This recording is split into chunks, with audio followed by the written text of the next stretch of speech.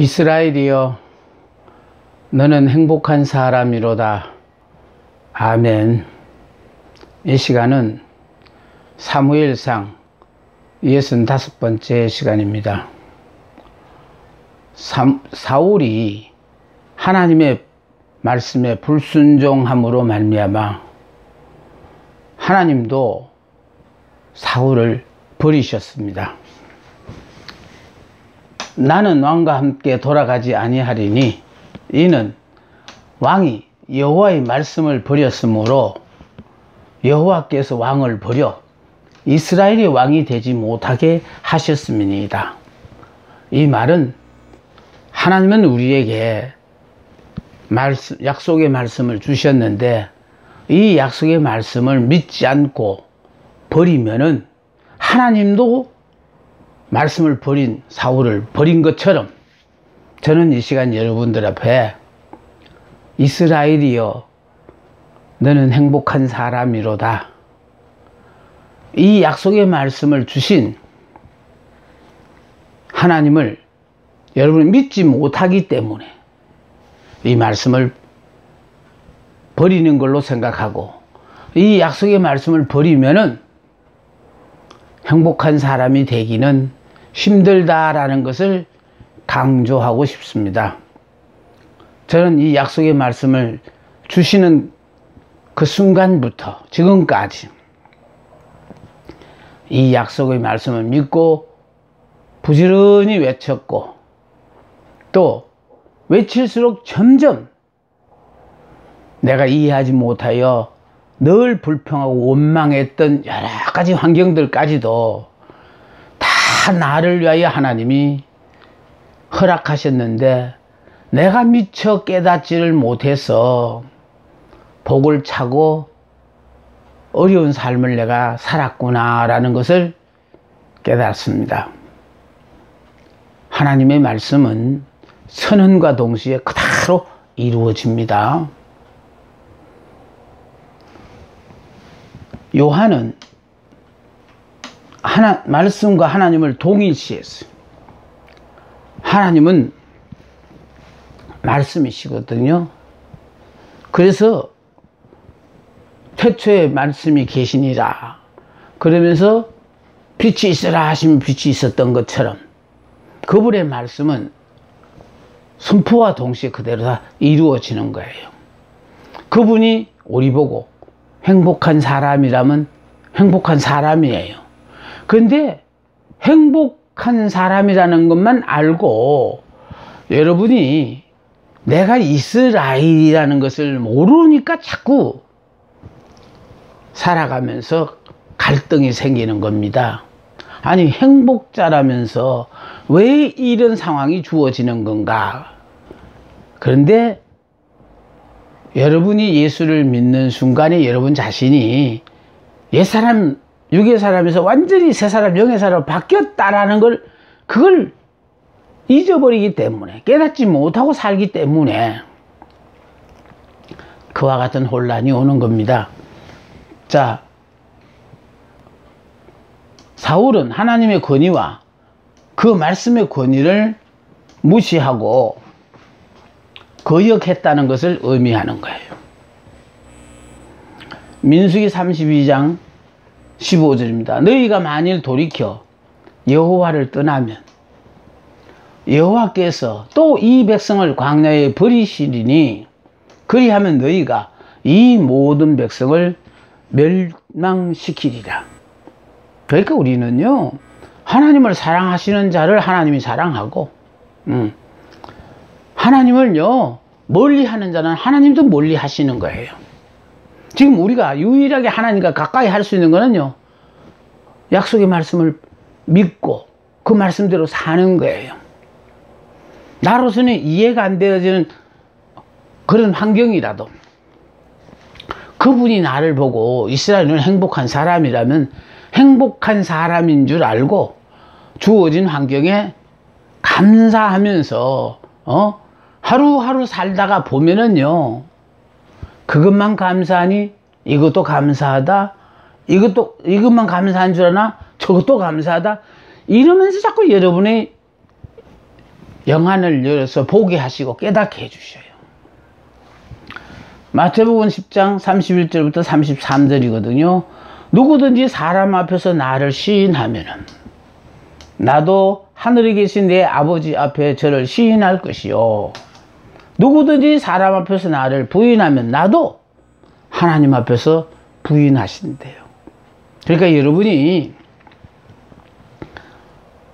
내 형편과는 상관없이 행복한 사람이라고 자꾸 고백하면은 하나님께서 여러분의 삶 자체를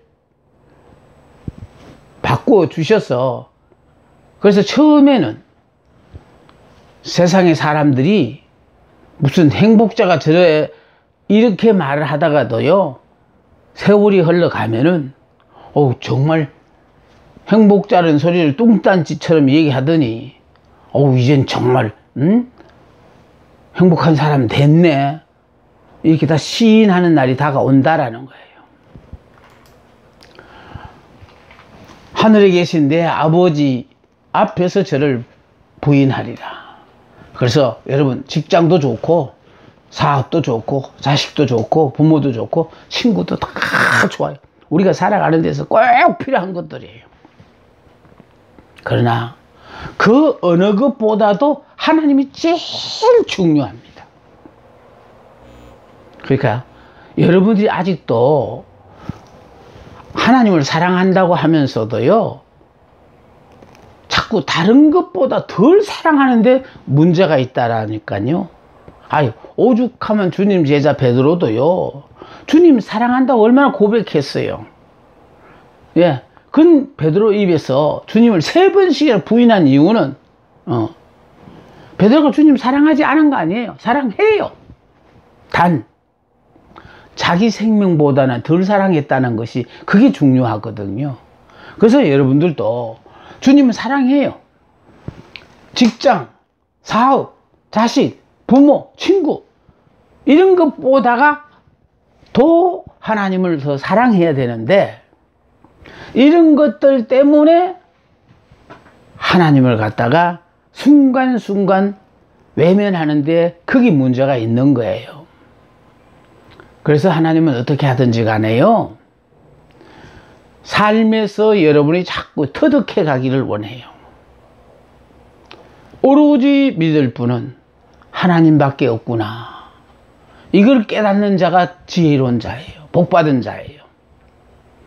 못 깨닫는 사람은요, 하나님을 믿는 것보다는 재물을 먹고 또 부모나 또 친구나 기타 이런 것들을 더 의지하는 데서부터 문제가 생기는 거거든요. 예. 그러니까 하나님을 사랑하면서 하면은 이 모든 것들이 다 잘되게 하나님께서 돌아봐 주셔요. 사무엘이 사울을 떠나려고 하자, 사무엘의 겉옷자락을 붙잡으면 찢어졌어요. 그러니까 얼마나 사무엘을 간절하게 붙잡았으면은 사무엘이 오직 찢어졌어요.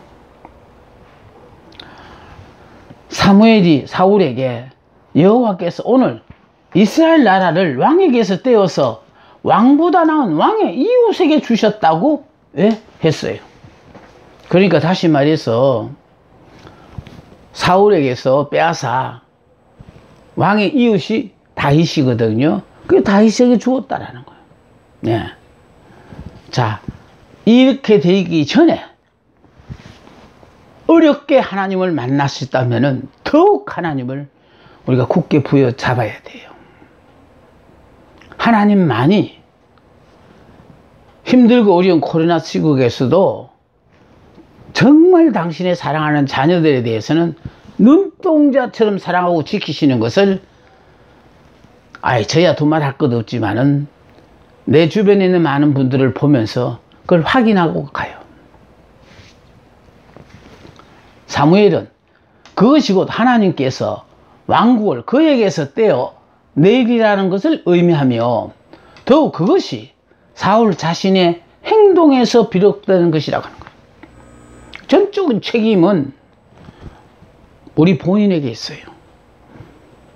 내가 하나님을 사랑하고 사모하고 하나님 뜻대로 살려고 하는 사람은 하나님 책임지고 지켜주시고 보호하시고 또 약속대로 이루어 주시지만은, 그러나 여러분이 하나님의 말씀을 버려버리면은 버리는 순간에 하나님도 여러분을 버려요.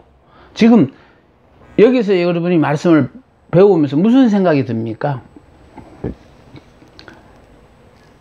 말씀을 버린 사람은 사울 같지요. 사울이 하나님 말씀을 버렸잖아요. 그런데 사울이 하나님을 버린 게 아니고 하나님이 사울을 버렸다는 거예요. 그러니까 하나님이 여러분을 버리면요, 말씀 듣기가 싫어져요. 하나님이 여러분을 도저히 행복자가 될 수 없는 환경이지만 행복자로 만드시고자 하는 당신의 아름다운 계획이 계셔서 이 시간을 통하여 자꾸 깨달으면서 말씀의 은혜를 받으며 살다가 보면은 정말 약속의 말씀의 주인공이 되어집니다. 자, 이웃이란 다윗을 의미한다.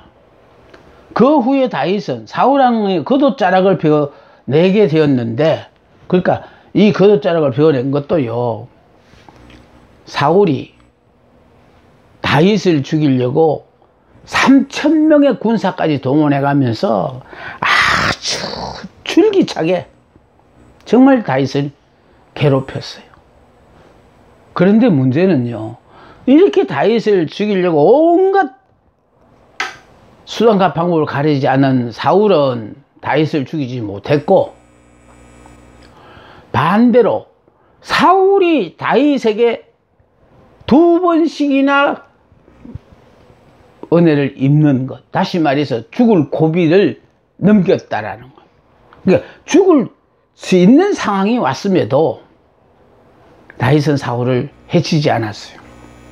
왜냐하면은 하나님이 기름 부은 자이니까 하나님께서 해결하도록 하나님께 맡기고 해칠 수 있는 기회가 왔음에도 불구하고 해치지 않았어요.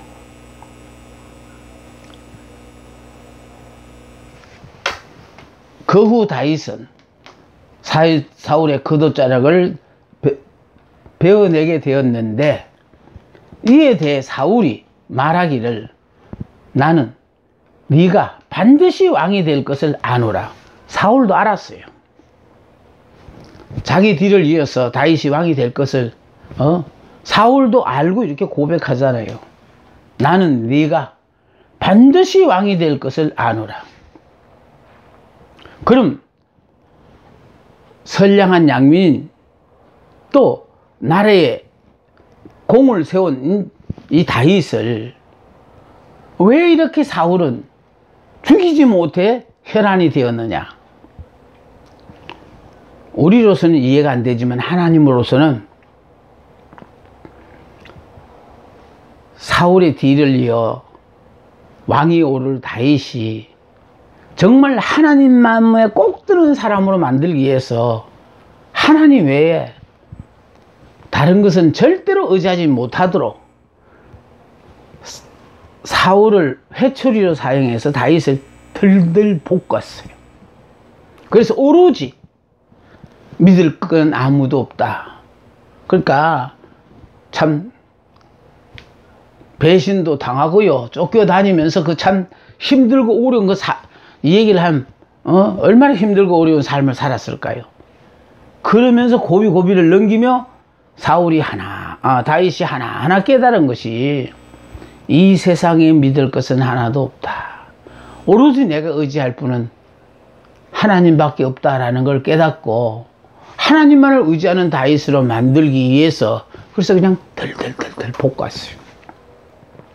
이제 이 시간 이후에 우리가 사울이 이제 다윗을 어떻게 들들 볶는지도 공부하게 되겠습니다만은, 제가 이 사무엘상 또 사무엘하에 대해서 이렇게 비중 있게 설명하는 이유는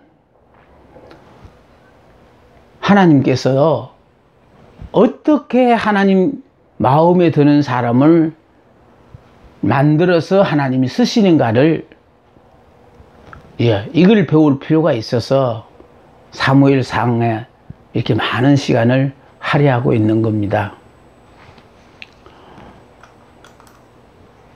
사무엘은 하나님의 선언은 변개하지 못한다는 말을 통해 그 준엄함을 재천명하였어요. 그러니까 하나님이 사울을 왕의 자리에서 왕의 자리를 빼앗긴 것은 결국은 그건 전적으로 사울 자신의 책임이라는 거예요. 이스라엘의 지존자는 거짓이나 변개함이 없으시니 그는 사람이 아니심으로 결코 변개하지 않으심이니라. 그러니까 사람이 아닌 하나님이시다가 보니까 그래서 결국은 당신이 약속하신 약속의 말씀은 절대로 변하지 않는다라는 거예요. 자, 그러니까 그분이 이스라엘은 행복한 사람이라면 우리는 행복한 사람이에요. 이렇게 살아도 그렇게 살아도 문제는 여러분이 어떠한 사고와 가치관을 가졌냐, 그게 중요하거든요. 눈에 보이는 재물을 보고 세상적으로 출세한 사람들을 보고 아니에요. 하나님이 함께하는 그 사람이 천하를 다 수중에 넣고 살 수도 있어요.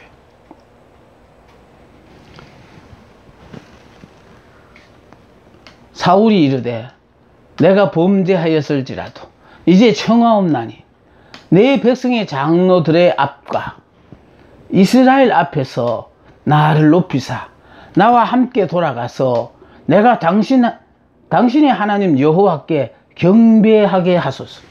제발 나와 동행해서 하나님 앞에 가서 경배하게 해달라는 겁니다.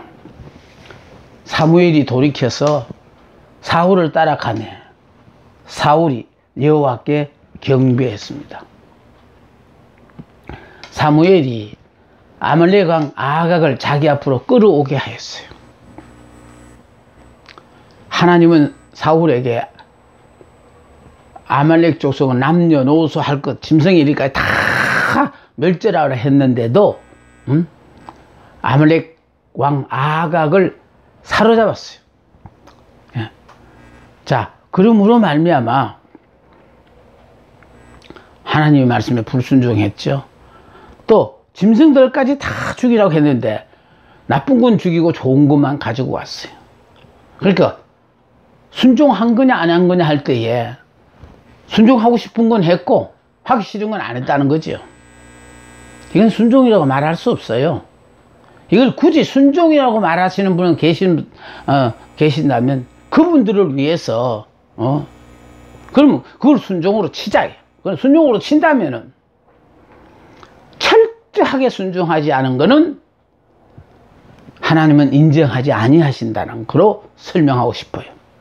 그래서 우리가요 하나님의 말씀에 사사건건 따져가면서 믿으려 가지 말고 하나님의 말씀은요 그 선언과 동시에 다 이루어지는 거니까 그냥 믿고 고백만 하면 돼요. 그럼 고백만 하면 불가능할 것 같은 게 가능해지는 거를, 그러니까 그거를 말로 설명해서는 못 알아두실 거고 직접 삶을 통하여 경험하시라고 내가 자꾸 여러분에게 권하시는 거거든요. 그러면 환경과는 전혀 상관없는 말씀을 그렇게 자꾸 외치면 나보고 이상한 사람이라고 주변의 사람들이 이야기하지 않을 거냐? 예, 이상한 사람이라고 분명히 그러는 사람도 있어요. 그러더라도 하나님 주신 약속의 말씀을 믿으신다면 그들의 반응에 절대로 신경 쓰지 말고 성령이 말하게 하시면 그 따라서 그냥 여러분 순종하며 사세요. 그러면 드디어 처음에는 설마 했는데 설마가 그냥 그대로 다 이루어지고 난 뒤에는 정말 하나님의 약속 말씀은 다 그대로 이루어지는구나 하고 깨닫게 되어집니다. 사무엘이 돌이켜 사울을 따라가며 사울이 여호와께 경배했다. 사무엘이 아말렉 왕 아각을 자기 앞에 끌어오게 하였고, 자, 아각이 즐거이 오며 진실로 사망의 괴로움이 지났도다. 그러니까 결국은 생포 잡아 왔어. 이제 자기를 살려주는 줄로 알고 이게 신바람이 났습니다. 네, 아각이 즐거이 오며 진실로 사망의 괴로움이 지났도다. 그가 왕이었음을 나타내며 당당한 모습으로 왔어요. 그러니까 아말렉의 왕이었으니까 당당한 모습으로 왔어요. 아각은 사울의 칼에서 벗어나자 평화의 사람인 늙은 선지자 사무엘로부터는 어떤 위험도 받지 않으리라고 믿었어요. 그러니까 사무엘 선지자는 평화의 사자거든요. 그러니까 설마 사무엘이 자기를 해치겠나 그렇게 생각했어요. 그래서 여기에 사무엘로부터는 어떤 위험도 받지 않으리라고 자 생각했습니다. 사무엘은 그의 조상들의 죄뿐만 아니라 아말렉 조상들의 죄뿐만 아니라 그 자신의 죄까지도 묻기 위해 아각을 불렀습니다. 내 칼이 여인들로 무자하게 한 것 같이 여인 중 내 어미가 무자하리라. 그러니까 내 어미가 무자함으로 말미암아 너를 죽인다 이 말이에요. 자, 사무엘이 여호와 앞에서 아각을 찍어 쪼갰습니다. 사울은 살려줬는데 사무엘은 여호와 앞에서 아각을 찍어 쪼갰다는 겁니다. 자, 아각을 죽이는 것으로 끝나지 않고요, 사무엘이 사울을 떠났어요. 그러니까 왜 떠났냐니까 이렇게 하나님의 말씀을 버리는 사람하고는 함께 하지 않아요. 여러분이 어떻게 힘들고 어렵더라도 말씀을 지키고 말씀대로 살려고 몸부림치는 사람에게는 하나님이 항상 함께 해 주시지만은 말씀에는 관심도 없는 사람에 대해서는 하나님도 관심을 갖지 않으셔요.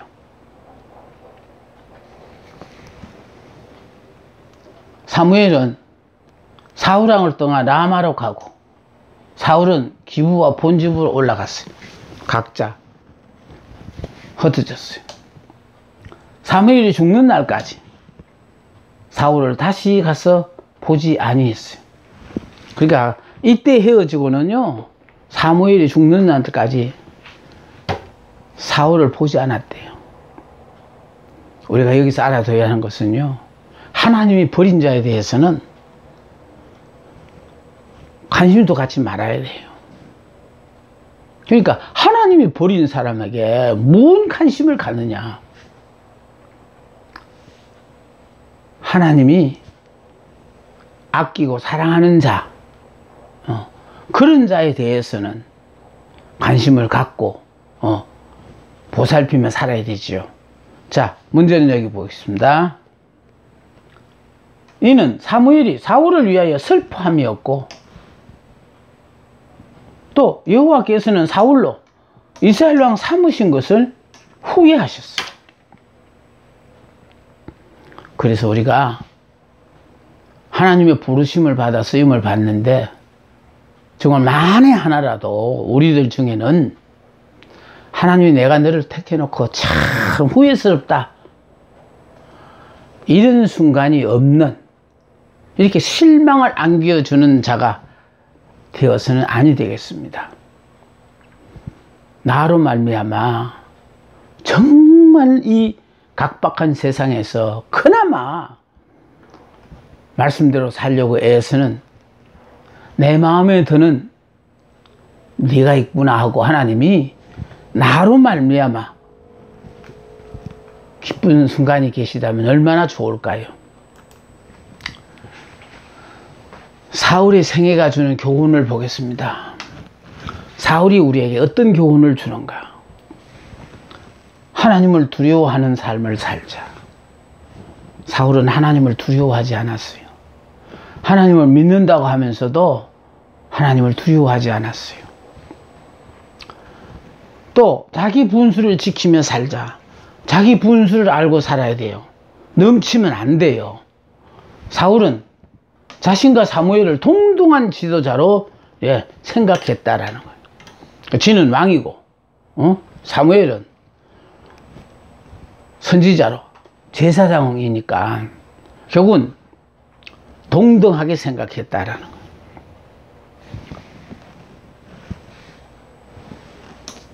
어쩔 수 없었다는 태도를 버리자. 그러니까 우리는 어떤 일이 벌어지고 나면 그렇게밖에 할 수 없는 상황이었다라는 걸 핑계대기를 좋아합니다. 자, 여기서 어쩔 수 없었다는 태도를 버리자. 이유를 대지 말고 변명도 하지 마라.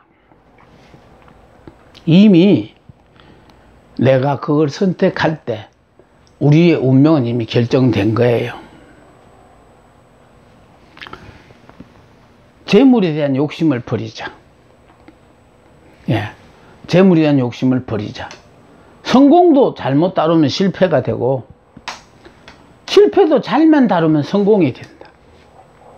그러니까 결과적으로요, 내가 몰랐을 때는 내 살고 싶은 대로 내 임의로 살았지만은 이제 우리가 하나님을 알고 나니까 하나님이 역사를 주관하시고 생사화 복을 주관하시는 그분 마음에만 들면은 모두가 죽는다고 비명을 지른 가운데서도 전혀 어려움을 모르면서 지날 수도 있고, 그러니까 3년 6개월 감옥을 가지고 다 모두가 힘들어하는 그 상황 하에서도 사렙과 과부의 집에는 3년 6개월 동안 가루통의 가루와 기름병의 기름이 마르지 않았잖아요.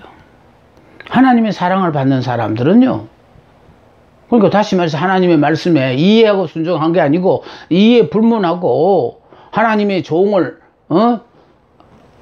대접했고 또 하나님의 종의 말씀에 무조건 순종한 그런 사람들 앞에 하나님의 은혜를 베푸셔서 모두가 힘든 그 상황에서 과부의 집만은 하나님의 은혜를 베푸셨다고요. 모두가 코로나로 말미암아 힘들고 어려운 상황이라도 하나님이 은혜를 베푼 사람, 은혜를 베푼 가정은 어려움 중에서도 별로 그렇게 어려움을 겪지 않으면서 하루하루를 이렇게 행복하게 지낼 수가 있다는 겁니다. 하나님의 명령을 수행하는 것은 처음과 나중이 동일해야 해요. 그러니까 말씀을 순종하는 것도요, 열심히 내가 처음에는 그냥 죽을까봐 겁이 날 정도로 이렇게 열심을 들고 잘 믿다가도 그만 얼마의 기간이 지나고 나면은요, 내가 언제 그랬었느냐고 해이해지며 나태한 신앙생활을 하는 사람들이 있습니다. 그러니까 우리는 하나님의 말씀에 아예 목숨을 걸고요, 그분이 명령하시는 모든 명령의 말씀은 결국은 나를 위하여 주신 말씀들이니까요, 어떻게든지 그 말씀대로 살려고 여러분이 열심히 애쓰고 수고함으로 말미암아 그분의 사랑과 고임을 받고 사는 그런 우리들이 되었으면 좋겠습니다. 지도자의 부패는 백성들이 따라가요. 그러니까 지금 어떤 지도자를 내가 모시고 있느냐, 그 영향을 받는다 그 말이죠. 어쩔 수 없이 공범이에요. 여기 지금 왕과 백성은 공범일 수밖에 없어. 보고 뭐를 배우겠느냐 이 말이에요. 그러니까 앞선 자가 본을 보여야 그 보여주는 본대로도 따라오는 사람은 살기가 힘드는데, 앞선 자가 하나님의 말씀을 버리고 하나님하고 상관없는 세상 사람으로 사는 데는 따라가는 사람이 세상 사람에서 이제 하나님의 자녀로 바뀌었다고 하지만은 모든 삶의 가치관과 아직 변화되지 않았으니까 그런 사람들 앞에 기대를 걸 수는 없지 않겠습니까? 이제 14장과 15장을 통해서요, 사울의 불순종에 대해서 우리가 한번 정리를 해야 할 것 같아요. 자, 여기 14장에는요, 사울에게는 두 가지 싸움이 있었어요. 그러니까 블레셋과의 전투거든요. 여기는 자신에게 주어진 임무예요. 다시 말해 사울을 왕으로 세운 이유는 이 블레셋과의 사울 생전에 블레셋과의 전투를 위하여 하나님이 사울을 왕으로 세웠던 겁니다. 그러니까 현재 주어진 당면한 문제라는 거죠. 그런데 15장에 나오는 아말렉과의 전투, 이 아말렉과의 전투 15장에 나오는데 이거는 하나님의 말씀을 이루기 위하여 사울에게 특별히 특별한 임무라는 거예요. 그러니까 이거는 늘상 수행해야 될 일이고 이건 특별히 주신 명령이라 이 말씀대로 순종해야 된다라는 거예요. 그러니까 특별히 주어진 임무예요. 그런데 이걸 통해서 우리가 알 수 있는 것은 사울이 결국은 하나님의 마음에 들지 않았던 이유가 여기 나와요. 그러니까 사울이 블레셋 수비대를 습격한 결과 강력한 도전을 받았다. 백성들의 동료를 수습하기 위해 사무엘을 대신하여 제사를 집리했다. 그러니까 이게 바로 여기 말하는 월건이에요. 사무엘은 사울에게 내가 7일 안에 가리라고 약속을 했는데 그럼 7일 동안 기다리지를 못하고 블레셋은 쳐들어왔고 백성들은 두려워서 다 도망하고 뿔뿔이 흩어지는 판국이니 지금이라도 사무엘을 대신해서 내가 제사를 드려야 되겠다. 그러면서 화목제를 번제와 화목제를 드렸는데 번제를 드리고 화목제를 드리려는 그 순간에 사울이 도착을 했다라는 거예요. 그래서 중요한 것은 뭘 말하냐면은 정치는 사울이 담당하고 사무엘은 제사를 담당하게 돼 있어요. 근데 왕이 제사를 월걸에서 제사장도 아닌 사울이 이거를 월건해서 했다는 이게 하나님 앞에 죄가 되는 거예요.